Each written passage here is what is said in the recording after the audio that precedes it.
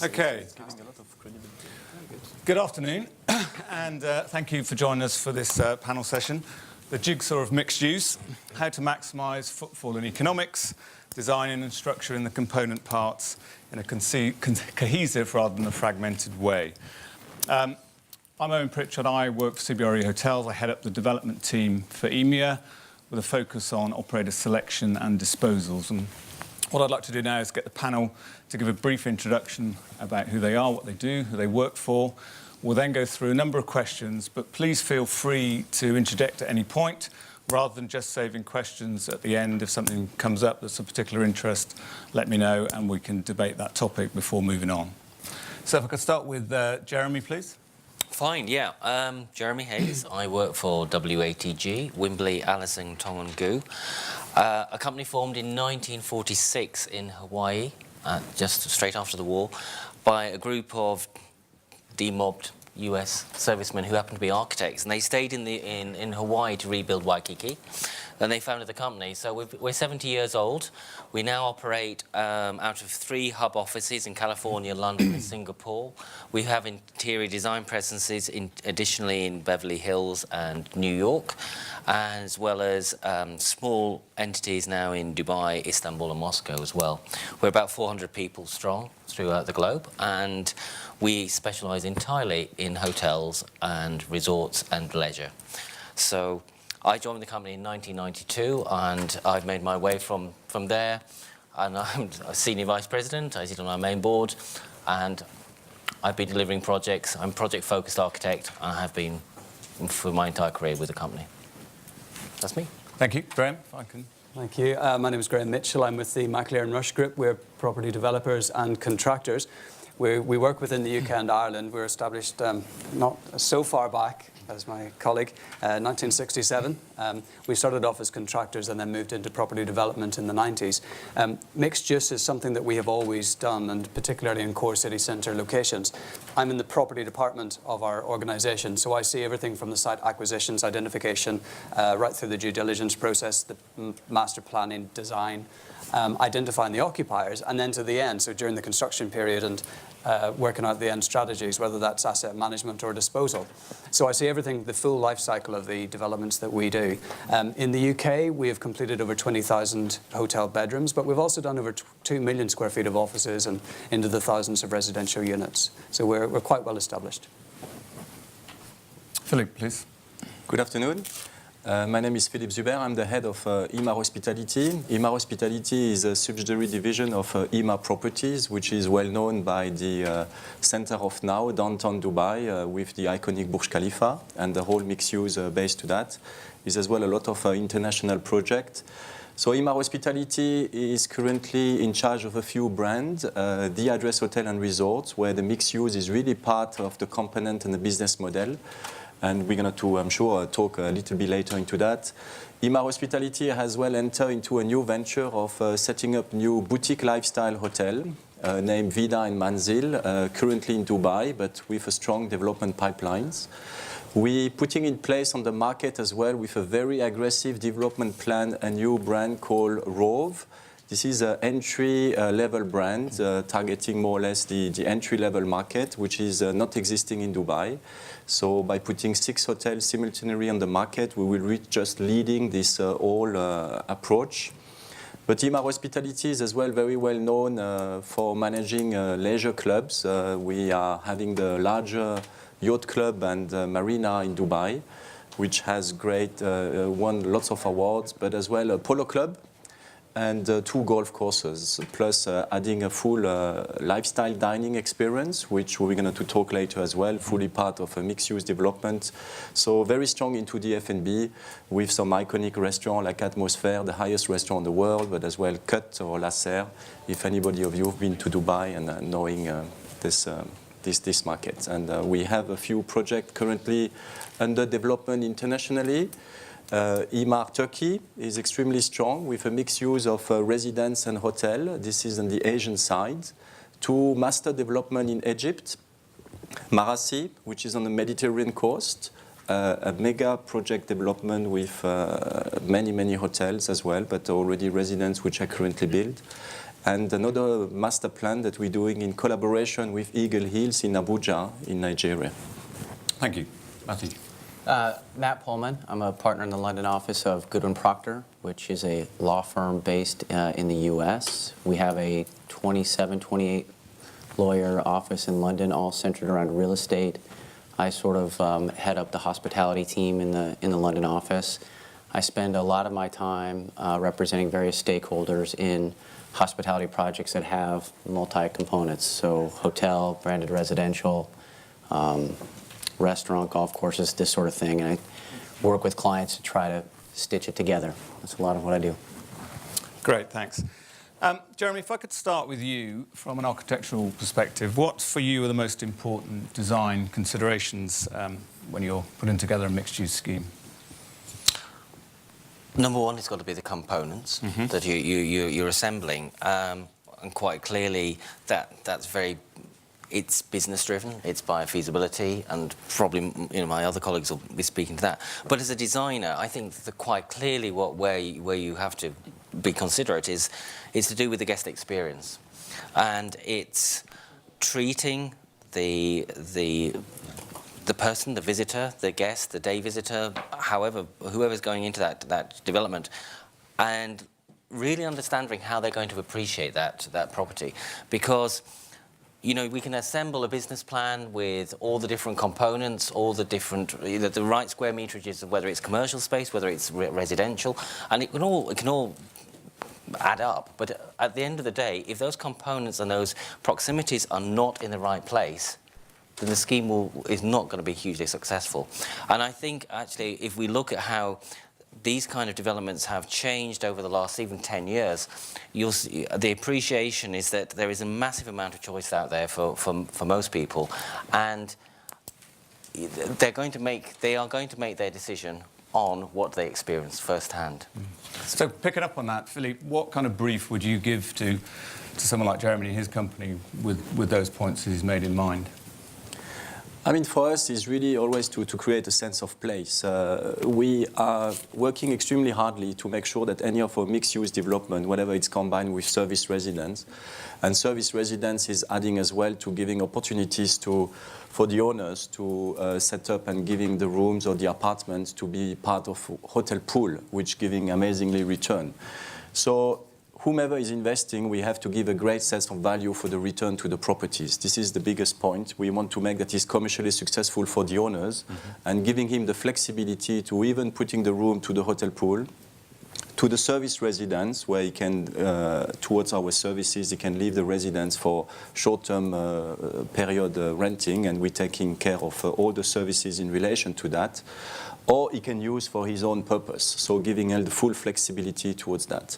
So we're making sure first that it's commercially successful, but we want as well that to create a community. And what we find out lately over our various development that we have putting in place is that adding a hotel and having a service residence giving so much benefit to the community, because the hotel has a life non-stop. And if you only do a hotel, the risk is that you don't create this sense of place. But if you have people living there, even for the people which are going and using the hotel facilities, it's giving a lot of benefit to them. And we're extremely advocating of creating this sense of life, creating that the whole community is embracing. And what we found out is that when the people are living long-term in a residence, they have totally another perception of the services, and they are much more demanding. And from an architect point of view, we asking absolutely, and this with IMAR, we are really advocate of that. We need to have iconic building. You need to create a sense of property which making people happy to stay within. So any building, any external look needs to be iconic, and then it's our job to make sure it's livable, it's practical, and it's really evolving towards all the latest trends. So Matt, we've got the operational concept, got a requirement for a hotel. Jeremy designs it. You've got to take care of the documents. What are the major things you look for at the start?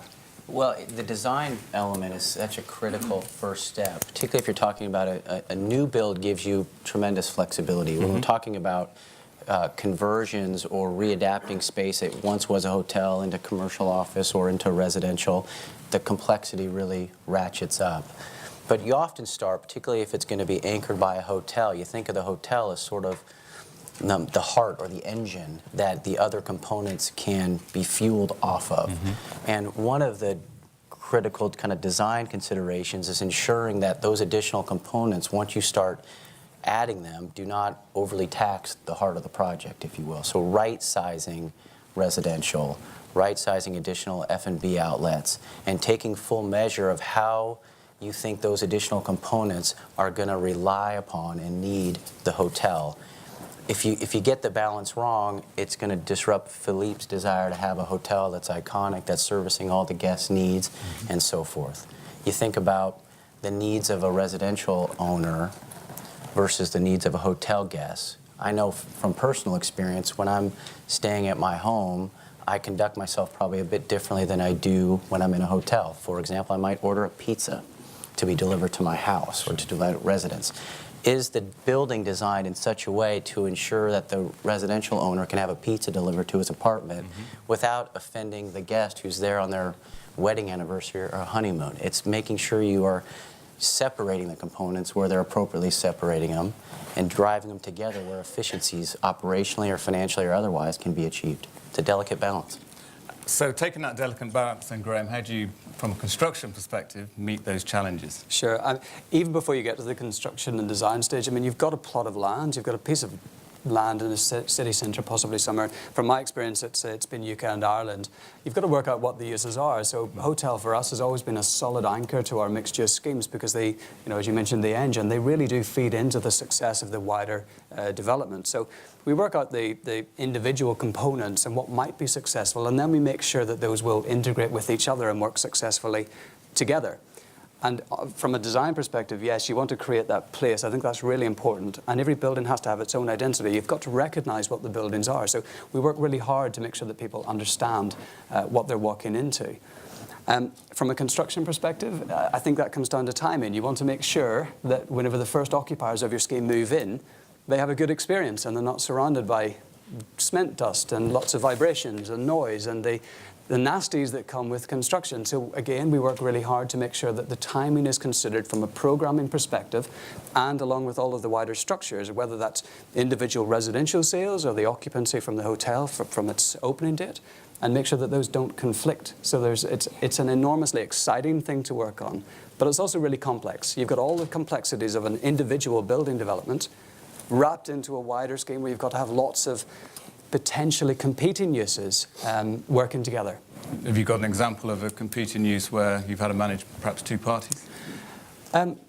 Yeah, I mean, I think a lot of them are very complementary, and we try to be as complementary as we can with the various uses that we put into our mixed-use schemes. I mean, for example, we have found a tremendously successful mix of uses might be offices with a hotel, because office workers love the idea that they can go into a hotel and have something to eat, something to drink. They can maybe use the meeting rooms, and maybe if staff are coming from another office, they can stay in the hotel, and as sad as that might be, you can work at your desk until 11 p.m. and you've got a 5-minute walk to go to your bed. So the offices work really well with hotels, but also residential. Now, not in every case, because in the UK, a lot of mixed-use schemes might have a more mid-scale orientated hotel. So those hotels won't necessarily bring your pizza or your breakfast to your door in the apartment block, but you know that you can go to the hotel and have those services. So it's maybe slightly different to the mix of uses that Philip would work on.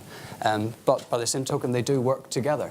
In terms of the uses that don't necessarily integrate as well, if you come across circumstances like that and there is a compelling reason for mixing those uses in, even though they don't necessarily gel, then I think you've got to fall back to the good practices of estate management. You've got to make sure that insofar as possible, you mitigate against the problems that may arise. And that may mean having access points and egress points from the two uses as remote as you possibly can. It could be really simple things like that. And whilst they're part of the same scheme, they may not necessarily be perceived that way by the occupiers, by the users. One thing I might chip in around that is schemes or components that don't mesh very well. If the quality mix or the experience expectation varies widely from one component to the next, it naturally can drive friction. So whatever component you want to anchor that project around, what you want to guard against is marrying it with operations that don't share the same, call it, values. Obviously everybody in this room knows there's significant cost implications to make these projects fit together, and everybody needs to contribute at a certain level that's fair and appropriate. Making sure there's buy-in in each component in terms of what you're trying to achieve in the market heads off a lot of difficult financial judgments later on when everybody's expected to contribute to a either luxury product, select service product, whatever it might be. And do you think that the complexities around that are explained enough at the start of a process? Do you think from a do developers stay in long enough or exit?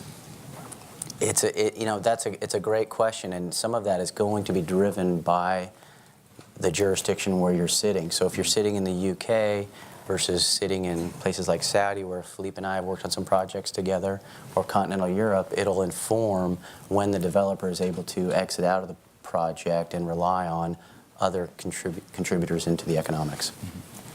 If I may add into this point, in our hotel, the Address Hotel and Resorts, our staff has the most difficult job to do, because if they fail in delivery of services, currently it will impact IMA properties, and the guest might not be interested to buy a properties. So the fact that we are owning both parts, and the hotel part towards our brand, but as well being IMA property as a developers, oblige in terms of quality to always staying on the top and to really make sure that there is consistently the high level of services which is provided towards the customers. And this is a huge difference versus some other brand. It's giving a lot of pressure to the team, but is indeed have a lot of positives for whomever has an apartment, but as well all potential customers going to the Address brands. And what kind of uplift in value does a residential component typically get from having that relationship with the hotel? Is there any metrics on that, or is it just a kind of guess or faster rate of sales? I mean, they have the benefit to go to a hotel which is successful, so it's always giving a lot of adding value to understand that if you are into a hotel which is busy, where you have a good-looking people into the lobby and where we have a sense of life, it's giving much more value to live within the space. It needs to be a desirable area that everybody is fighting to be within. But as well, a hotel which is successful obliges himself to consistently adding some additional product and being always on the top. You know how fast the technology and innovation are important. So it means that it's benefit for any innovation which is coming in a very, very fast way. And a successful hotel economically invests much more than a hotel which is behind and suffering. And towards our concept, where we share the residence and the hotel pool, we oblige the owners as well to consistently invest to cope with the hotel pool component, which be on the same level of quality of the hotels. So from an architectural point of view, it's obliging from the beginning of the hotel that you make sure that all of the residence component, it could be matching to the same way. It might be much more expensive for the beginning. I give you an example, the D&D button, you know, to say, do not disturb. If it's your own apartment, you might not need it. But if then it's for a full hotel residence, you need to invest towards this system. And of course, for all of the basic back of the house work, which is housekeeping, pantry, and everything, which of course had an impact from the real estate, because you're using space that you might not using for a regular basic. But those are all points which really make sense on the long term when it comes to the quality and to the consistency of the delivery of the services. So to expand on that, Jeremy, the relationship between residential and high-end hotels is probably less developed in the UK, for example, Sure. for our UK audience Sure. than it is certainly in North America and Asia. Yeah. What do you advise hotel operators when they're looking to take part in a mixed-use scheme to take into account? Well, the point I was making during the first question was, I think the last 10 years has been absolutely incredible for this as a product, because, and also how the operational issues you were just highlighting have been developed, because as we look at this kind of development, as architects, designing destinations is something we do, and we're quite clear about that. But how those components all match and marry together is not just an architectural problem; it's a legal one. You know, Graham also touched on the fact that should the entrances be together or should they be significantly apart, and I think just even from a legal standard point of view, I'm getting fed more information every single time we approach these projects right now, and it's becoming more and more frequent. If I look at what I've got on my boards right now, my 3 big projects all have these components and more. So it's not just about the hotel, it's not just about the residences. There's this serviced commercial space that's going into these, a small amount of retail, and all kinds of other components, which are incredibly intriguing. But it's about creating that destination. But the real crux is that there are definite needs that the residential side requires compared to the hotel. And I think from an operational point of view, that's also a challenge for somebody who's going to brand both sides of that as well. And how, maybe Philip, you can touch on that. How is that then shaping the offer that you give from the hotel? The needs of the residential. Do you concentrate purely on the hotel, or do you look at the more holistic picture? No, you need to take in the holistic pictures. I mean, it's absolutely crucial that you make sure that the whole building is one livable space. You cannot separate it, the approach. The hotel part is the part which is going to help to increase the value of the whole residential component. So this is the treasury box within the whole building, which needs to have a lot of attentions and all of the service which is attached to it. So the concept of the address hotel and resort is to make sure we have this all fits one approach, which is very, very important. Meanwhile, we don't say that our hotel is either a business hotel or a leisure hotel. It's all fits one into the same building. That you don't have a thematic or a risk that on the weekend your hotel will be empty. Mm-hmm. And that you make sure that as well that you're using the mixed use which will serve the benefit of the hotel. And again, the whole sense of space towards the residents is to create the life. It's attached mostly to the mall. I mean, Dubai Mall, you know, the largest mall of the world, but this is very typically for Dubai. But we're making sure that we're adding some additional benefit, which will be for the usage for, of course, the residents, but we're giving a benefit for the hotels. Okay. So that we kind of discussed the benefits. Graham, you touched briefly on some of the stuff that doesn't work so well. Do you want to expand on that, perhaps from some of the UK examples? We have no experience of badly working mixed-use developments. They're all fully successful. But it's very simple things, really. I mean, if you've got a scheme that may be able to accommodate 2 hotels, then you may consider that those hotels have to work with certain synergies and not in competition with each other. So you be careful to the brand selection. If you're considering commercial uses on the ground floor, you have to be careful to consider that there won't be noise and smell issues that emanate from those units and disturb residents. There are some really obvious things that you've got to deal with. There are some less obvious things. There are some things that actually only come about and you recognise through experience. Those are, again, now fairly simple things to recognise, and that might be the servicing. You know, a hotel will need service 2-3 times a day with different deliveries and linens and so on. And how do you do that without actually impacting on the lives of the people who live and work in the other buildings within the same scheme? So it's about a strategy and forming that strategy from the start with the right master planners, getting the right design ethos in place and actually making it all work and thinking to the future, thinking to what the actual occupiers will need and want and do in those spaces. And also, again, in the UK, our experience is less of the services between the residential components and the hotel elements, and actually more along the lines of, you know, which brand will I go for here? Is this a Travelodge Premier Inn location, or is this a Hilton location, for example? Mm-hmm. And what is the deal that's going to actually stack up for me? What is the deal that's actually going to allow me to deliver that element of the scheme, and that will actually work with the other elements of the scheme and making those financially viable as well. So it's a slightly different set of challenges that I have faced. So just to pick up on that point, a project that Graham and I worked on some years ago, or Graham's team and I worked on some years ago, is the W Leicester Square transaction in London. And there is a very prototypical mixed-use project where you have a hotel, you have some resi on top, you have a separated restaurant and a retail component. And there was a lot of different views in the run-up during the development phase of how that retail was going to get used. And you talk about marrying a brand, and they ended up landing between marrying W and M&M World. And I have to tell you, when I first heard that there was going to be a big M&M candy store combined with a W hotel, it wasn't obvious to me that it worked. It wasn't the combination of uses you thought would actually get together. But over time, McAleer and Rush, the Starwood folks that I had the privilege of working with, persuaded me of how it can work if it's designed properly, if you respect the brand's aspirations, though distinct, they can be married, particularly in a location that's all driven by entertainment in Leicester Square. So it can work. Yeah, I think in our experience with a number of mixed-use schemes, sometimes with local authorities or residential developers, there's always an aspiration for the highest and best quality hotel offer, but not necessarily the willingness to spend the money to deliver that. And then it's that education process that actually some other product is going to work just as well, and you'll still get a holistic effect for the scheme, and you won't break the bank.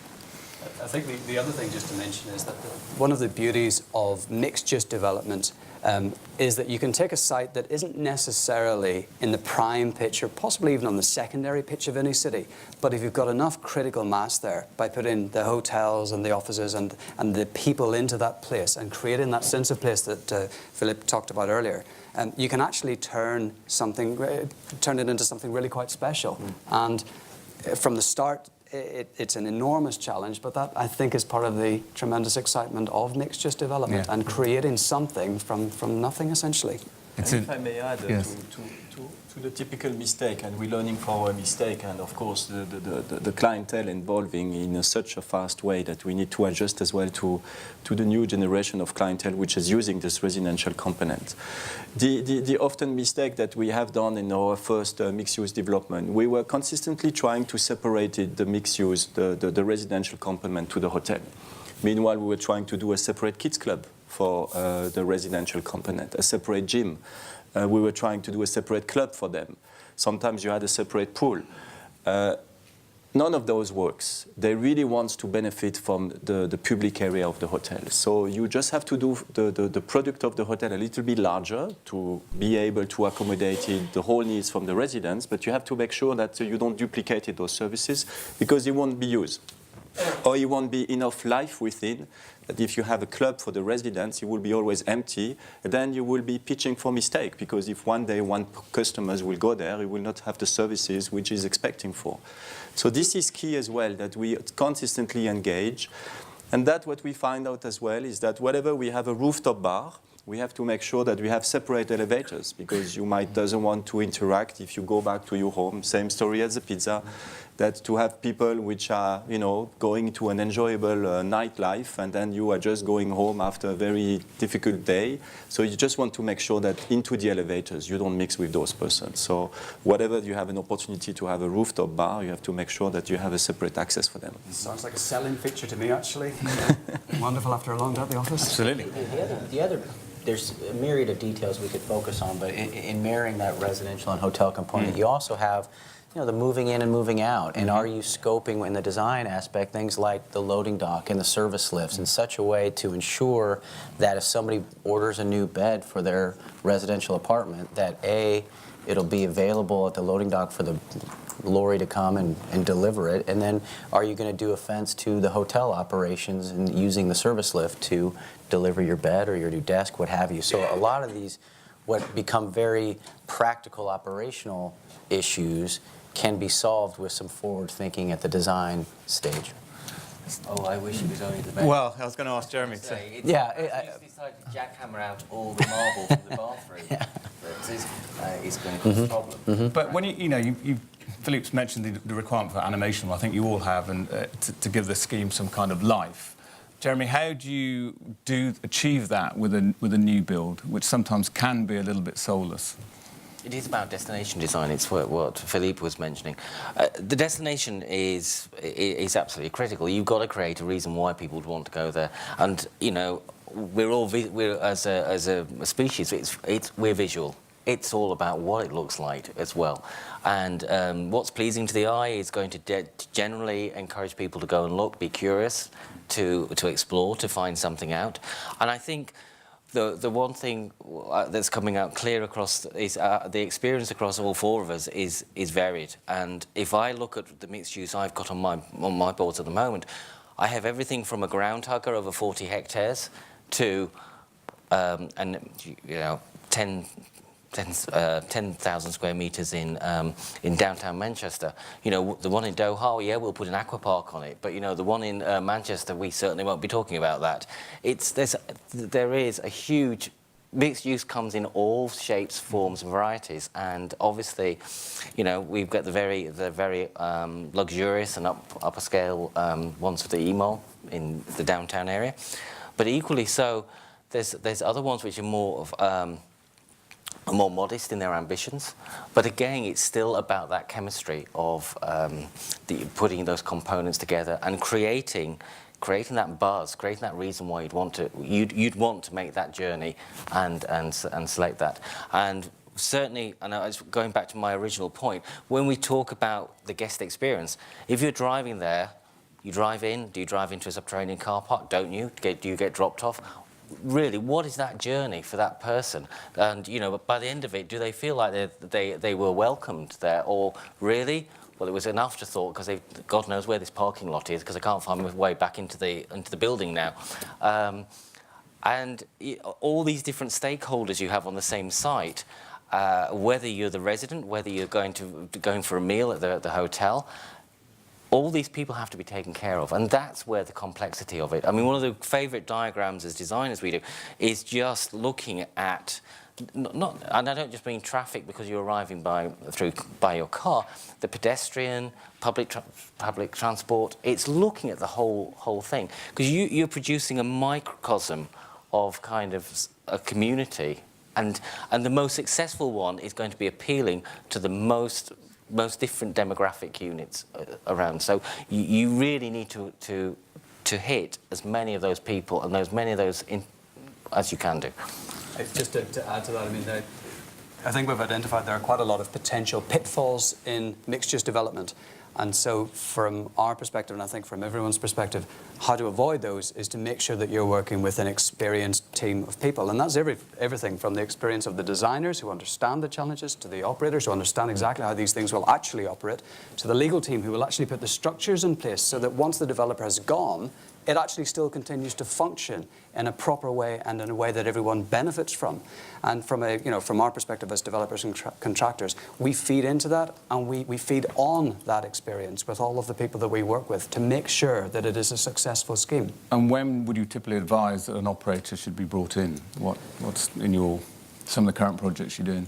Again, it depends on the type of brand from a hotel perspective that you're proposing to put in there.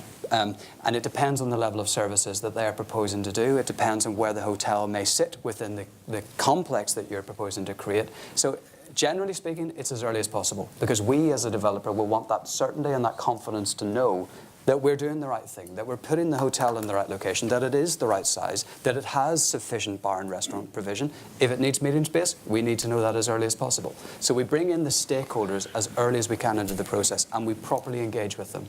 And how, Matt, I think you're going to raise a point, how do you protect yourself as an owner when that brand comes in early, that you're not sort of dancing to their tune, that you still retain some control? Fair point. Let me just pick up for a moment on what was said before. The staging, if you're talking about a new build or even a conversion, you're often talking about a 2, 3, 4, 5 year development cycle. The conception of the project quite likely will evolve as you're going through not only the architectural planning stage, but also the development phase. So my view often is when you're setting out on these projects, provide for some design flexibility to adapt, to allow for a new component to come in that perhaps in the early days you hadn't conceived of, so that if you're advancing along, you're not having to take 5 steps back to bring in an additional food and beverage element or perhaps a different style of residential component. So it's affording flexibility so that perhaps you don't need to bring in all of the different operators on day one. So in terms of developing that balance between owner and operator, that's some other sessions where they talk about how much owners don't like operators. But if I can say one brief comment about that, it's trying at the highest level to ensure that owner and the operator have a shared value about what they're trying to achieve by way of the project. And that will go some way to lowering everybody's blood pressure about finding the design answer, the legal answer, the financial answer, the operational answer, if at the outset there's a shared view about what people are trying to achieve. And Philippe, as an owner and an operator, and also I know you're looking at doing more management agreements, how do you pick up with an owner to make sure that those values are aligned? I mean, this is key for us that we really hear on the early stage because, of course, most of the time the residents are sell-off plan. So we have to make sure as well that whatever we're promising off plan from a legal point of view afterwards is giving us the opportunity that we adjust to the news of the market. Giving you some example, and now we had a presentation this morning for Tesla car, but that needs in any development, we need to have sure as well that we have stations which is rechargeable back on the parking and that we make sure that it can evolve. So that might lose some parking space or might change a little bit the dynamic of the entrance to a certain extent. So, and this could not be previsible 3 years before. You need to adjust to those kind of points. So for us, it's absolutely key that we involve on the early stage. We make sure that we're giving a provision from some items that we say we don't commit to those one. We'll commit it 12 months before the opening. How many times people have ordered a TV or the size of the place holding of the TV, don't knowing that the height of the screen will increase by 2 inches every year. So it's as well to all those kind of sense of details that we need to make sure that we in.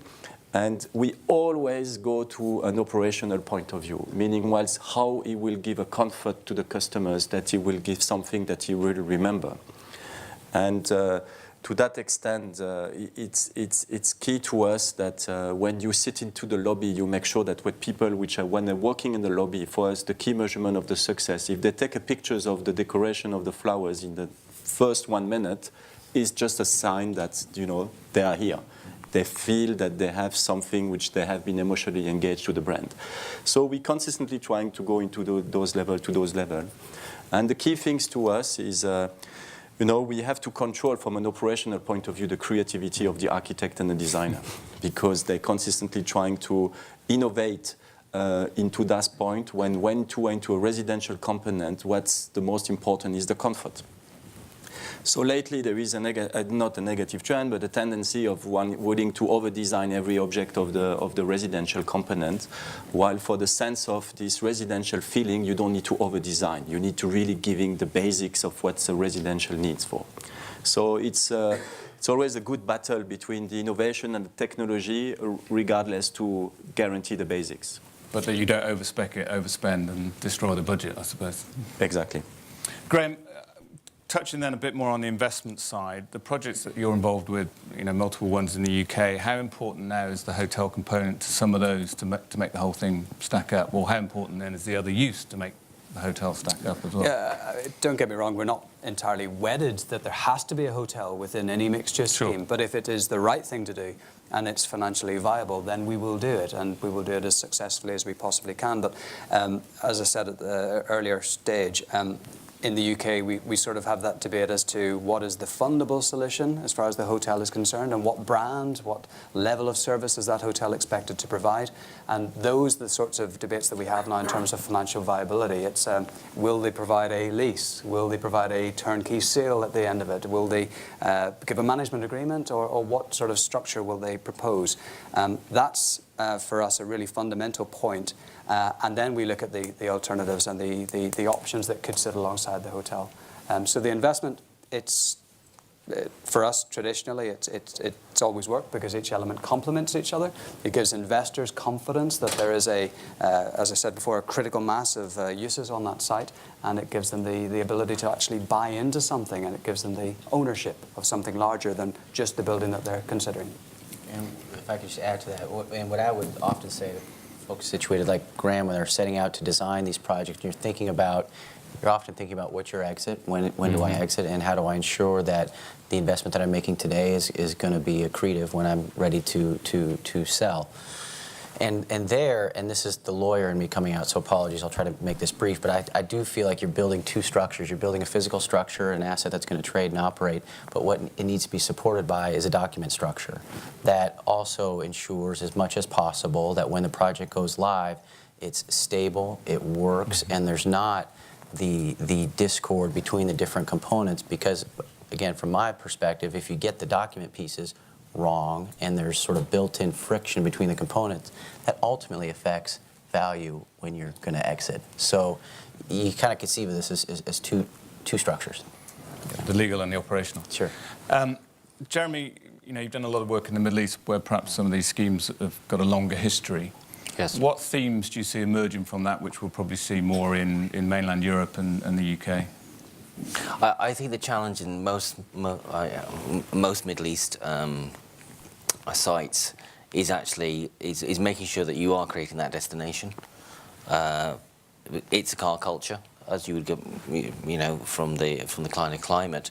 So your visitor, your resident, whoever it is, has to make that conscious decision to go to that particular location. It's not just somebody walking down the street as you would do in downtown Europe and coming into your property. That's not going to happen. So it's a conscious decision. And I think we're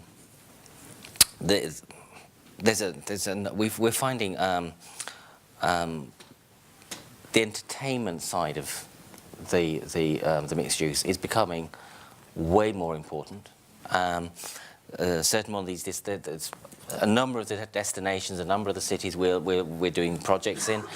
There is a need for that, and we're talking about the kind of language that theme park people talk about. The amount of the dwell time, the how long are people going to stay on your site for?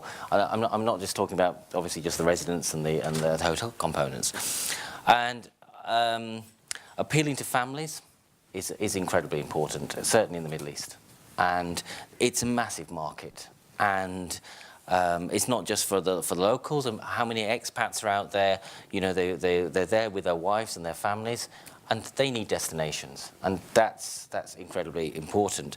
And I think more and more, what we're finding is that traditionally that might have just been F&B and entertainment such as cinemas, but there's an awful lot now on the market. Some quite small, containable entertainment propositions that you can place in there. They're great. They're relatively affordable. They can be run independently, and they're good. You can use them as chameleon spaces as well. So you can run them in all kinds of different modes during the day and during the night and during the different festivals, etc. So I think that's interesting.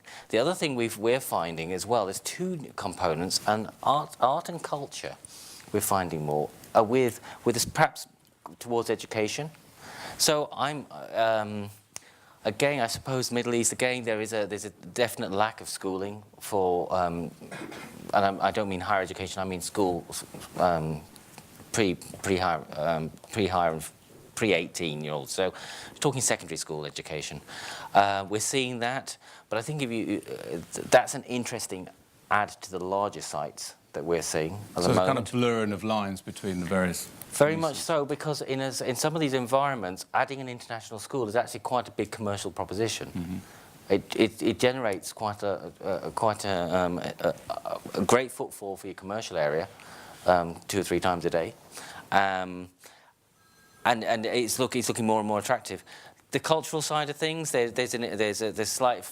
From some of our owners, there's a philanthropic idea of some of the things they want to say and feel about themselves, and added to that, we've also seen incubator units. I mean, small kind of lived workspaces, which are also being added to it. So, if we're looking at retail and relatively small, specialised amount of retail, again, this is experiential retail. I'm not necessarily talking about the big box, side of the retail. The craft level, the skill-based things. And Philip, are you seeing that kind of art, cultural theme being demanded by your guests as you design these schemes? I mean, very much. I mean, indeed, in Dubai, we are building Opera Dubai. It's part as well of my divisions. So it's a 2,000 premium theaters. It's currently under constructions. It's a very spectacular building. Completion is first quarter 2016. This is the last piece of the master development of downtown. So you saw that the art component, which was part of the original description of the master plan, but came on now just by the end, will be totally giving an additional benefit for all of the owners of those apartments, but as well from the hotels. Art is key. We saw a huge demand towards this approach. I really value as well this family approach, which is becoming bigger and bigger, and the demand there towards the connectivity to the rooms, to the residents together, and giving a lot of flexibility to those points are absolutely key. A total revolution as well to the kids club, which require to be much more advanced than anyhow it was designed before, because the expectation of the young kids and the generation is becoming something now that parents and everyone has a huge expectation. So it cannot be just a space holding and a large space that you just thought that you can do by the end. Same as well the pool, which because it's family driven, you always need to have a kids zone area, and as well you cannot only have a pool, you need to have a lot of water activities in relation to the pool. And what we find out as well as a massive trend now is the size of the big restaurant is totally over. There was a trend in the Middle East where restaurants were really huge in size, and now it's coming up as well to have those neighborhood restaurants, which is 100, 120 seats restaurants, and giving more flexibility to having this recognition of customers rather than having those big brands. So we felt that this is a big shift towards that. So if we resume, culture, key, as well family-driven, but as well from an F&B perspective, to go to those mega restaurants, to a neighborhood approach is extremely important. And as well, the big trend shift in the Middle East as well is the approach of this living outside. It's key as well that now the terrace and the outdoor dining is becoming much more prominent than it never has been. So it's giving a lot of changes to the design of the building to make sure that you can use those outdoor space throughout the year. And Matt, any themes in addition to that do you've observed from the US, with, again, perhaps a more established model? The U.S. perhaps emerged earlier in the development phase of combining units. The other somewhat distinctive piece about the U.S. that perhaps we don't have as much in some of the emerging markets, some of the developing parts of the world, is condominium regimes that go a long way to define with real precision the different legal interests within a mixed-use project, whether it's your residential unit, your hotel unit, and much of it is well-developed law in the U.S. In places like the Emirates and certain Emirates, you're still doing everything by contract, trying to in many ways replicate that separation of interests, division from one user group to the next, but doing it all via contract, which does drive some order of complexity. I think one of the lessons we have from the U.S. in sort of the last cycle of these mixed-use resi hotel projects is that balance between the right number of residential units and the hotel. What we saw, I think we saw in the run-up to the crisis, is developers thinking they've got a pot of money that they can generate off of residential sales to fund the development for the balance of the project. And what often would result is an imbalance between the number of residential units trying to feed off of what I've referred to earlier of the heart of the project and putting strain on hotel operations. So to my mind, that's one of the lessons we have from the last cycle of making sure that mix between residential component and hotel actually works from an operational standpoint. Very good. I think we've got 10 minutes or so left, so time for any questions from the floor. Sir. I have a question for how do you manage your mixed-use owners when they put their apartments back into the pool? Do you give them like fixed dates? How do you work that? To whomever wants to go to the hotel pool, he has to give us the management of the apartment for a period of 2 years. So for the management of the building, and currently it's such a successful model, and to make sure that it's not cannibalizing the hotel product, because we are selling as a hotel key. So from a consumer, if we have 196 key, for example, our flagship address downtown Dubai, the hotel side has 196 key and the residence is 626 key. So we make sure that we not having more hotel pool than the hotel inventory. So we limit the hotel pool number to 196. So there is a waiting list and a very, very dynamic waiting list for the owners to enter into the hotel pool. So what we do a 2 years contract. And we're very selective to the units which are selling extremely well. So mostly due to the market, we are predominantly reintegrated in the hotel pool the 2-bedroom apartment and the 1-bedroom apartment and less interested on the studio. So after the 2 years, we are then renewing based on the needs from the market, what the market tells us which will sell the best. But they don't use it for 2 years? For 2 years, they cannot use it.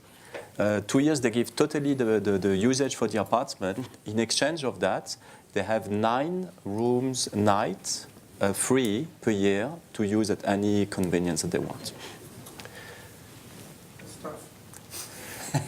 How is the split of the income? I cannot share that because it's very confidential towards the management agreements, you know, that we do. Yes, we have a share, you know. So there is a percentage share between the whole revenue which are done. We take a piece. Of course, they're participating as well to some additional costs which are related to the hotel pool, and the rest is returning back to them. You might think it's tough, but for 626 apartments, the waiting list is 250 apartments. So you can see as much that they're okay with just 9 nights a year. Can you sell those to the US? This concept? Yeah. Yes, of course. Securities laws? There's no rental return. Do it within a pool? The way we do, the way we calculated and splitting the revenue for the owners is quite as an interesting. There is different modifiers towards that. So everything goes into a pot. So because it's a 2 years contract, any revenue which is generated by the hotel go to a pot, and after it's divided by square feet. So you have the return by square feet, and based off the positioning of the apartment within the building, you might have a better return if your apartment is on the higher floor, because we have different way of that we're redistributing this money, and if it's positioning on the higher floor, you get better return. So this is the way we're calculating, and it's extremely interesting because most of those units are extremely big in size, so the rate is extremely attractive, so meaning the pot is extremely large to be redistributed. So think of it that it's perceived from a hotel point of view that most of those units are sold at the rate of a suite. So it's a very interesting return. And Mark, just to follow up on the question, I think you're pointing to a good set of case law in the U.S. around pooling of revenue in a residential component, and whether or not that bumps into the securities laws of the U.S. and may inform how you and to whom you market these residential projects, either in the U.S. or in any other markets. And that law is evolving, but you're absolutely right to point out that there is a tension there around a pooled structure running interference into the securities laws of the U.S. Yeah. Question over there. Yeah, the panel today focused very much on the development and design and operation at the beginning of the project. And I have no doubt if the 5 of you were involved in it, it would be spectacular. But fast forward 10 years from now, when you might have 4 or 5 different pieces of equity from different sources, 4 or 5 different financing sources, 4 or 5 different operators, I know that you can try to draft around it, because I've read Mr. Pullman's obnoxious document. But that's not the practical answer. My question is, what are the lessons learned, you know, when it's a few years down the road and some of the objectives that you announced are not as common as they were at the beginning? As an owner, any? I mean, I'll take a stab at that one. I think it's, as Matt mentioned, it's about having the right safety nets in from the very start. And one of the issues that I think many mixed-use developments will face is that everyone has to carry their weight when it comes to paying a service charge. There is common area space that has to be maintained. There are building maintenance regimes that have to be followed through. And if all of the participants are not paying their fair share, then that puts an unequal burden onto some of the other occupiers. And so it's really important that you have the structures in place to ensure that whatever you have to do, you get equal participation from the occupants of that mixed-use development. What about Matt's, that I think is, that I can understand, but using Matt's example where you have a hotel and then you have an M&M situation where you could actually deal with it right in the beginning, but if an M&M situation arose 5, 6 years down the road, it might be very much more difficult to sort of retain the standard that you had originally thought. Yeah. And I know you can try to draft around those, but those documents are always subject to certain ambiguity and certain vagueness. And I don't have the answer to the question, obviously. I'm just wondering, what are the lessons learned on a practical basis? Different lenders, different equity sources, the developer sells out, there may be 4 or 5 different components that are owned by different folks. Yeah, I mean, I can understand where you're coming from. And in fairness, particularly in Ireland, there were quite a lot of those types of scenarios arose around 2008, 2009, 2010, when schemes that had been commenced were unable to be completed. And I guess at that stage, during the sort of planning and design stages and pulling a lot of things together, the very best lawyers in the world probably wouldn't have been able to foresee the situation that arose. Now, I have to say, from our perspective, thankfully, that hasn't arisen. We have schemes that are finished and structured in a way that they will manage themselves after we have exited. But we also have the benefit of our long track record, our experience, and people can see what we have developed all across the UK and Ireland. They can see the completed schemes, and they can talk to occupiers of those schemes and get comfortable, insofar as they can, that they will have the necessary protection, that they will not be left stranded if things change, if things differ. But what we do try to do is avoid the circumstances where that uncertainty can remain. We try to, I took a lot of time to labour the point that we take a great deal of care in choosing the right hotel brand, the right operator, to mix with the right price point of the residences for that particular location in a town.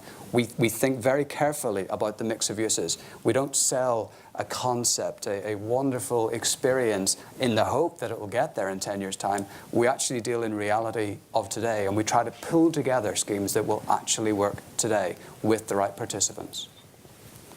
That probably doesn't answer the question, Yeah, but it's... I don't want to belabor it. You can sell the hotel separate from selling the entertainment venue, separate from selling another one of the components. And so you could have 3 different operators, 3 different owners.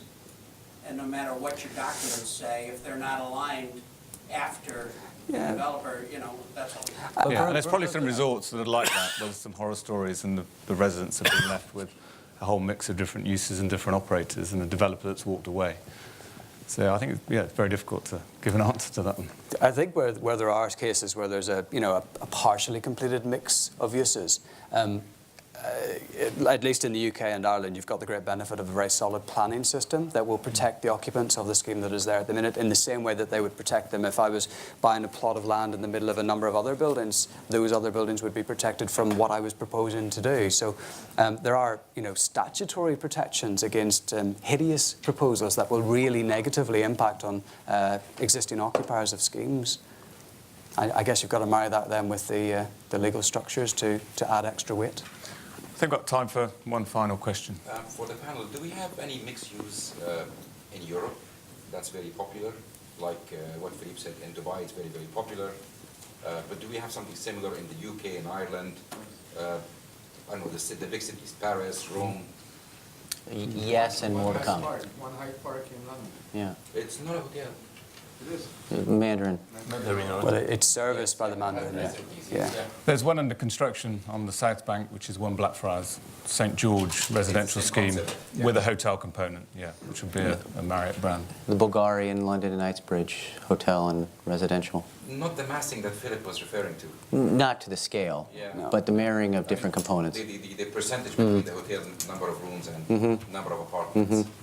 I'll give you some examples of ones that we have done. I mean, Newcastle upon Tyne, we did a 270-bedroom hotel with 2 separate office buildings, probably of 80 or 90,000 square feet net each, multi-storey car park, and around 150 residential units. And that's a nice, solid mix of uses around a nice central courtyard, landscaped, and that works really quite well, very complementary. We've done that sort of same model in a number of different UK cities.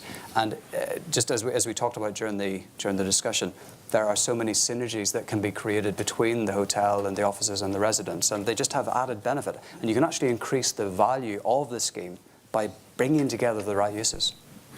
Great. So quickly, just to summarise then, I think identifying those pieces of the jigsaw at the start is obviously key, and a lot of work needs to be done there. But if you combine the uses well, the whole can be worth more than the sum of the parts. And finally, you've got to take account of the practical nature, both from a construction and design perspective, but also from the legal side as well, in order to you have that successful mixed-use scheme. So if I could just thank my panel for today's session, if you'd like to show your appreciation. Thank you very much.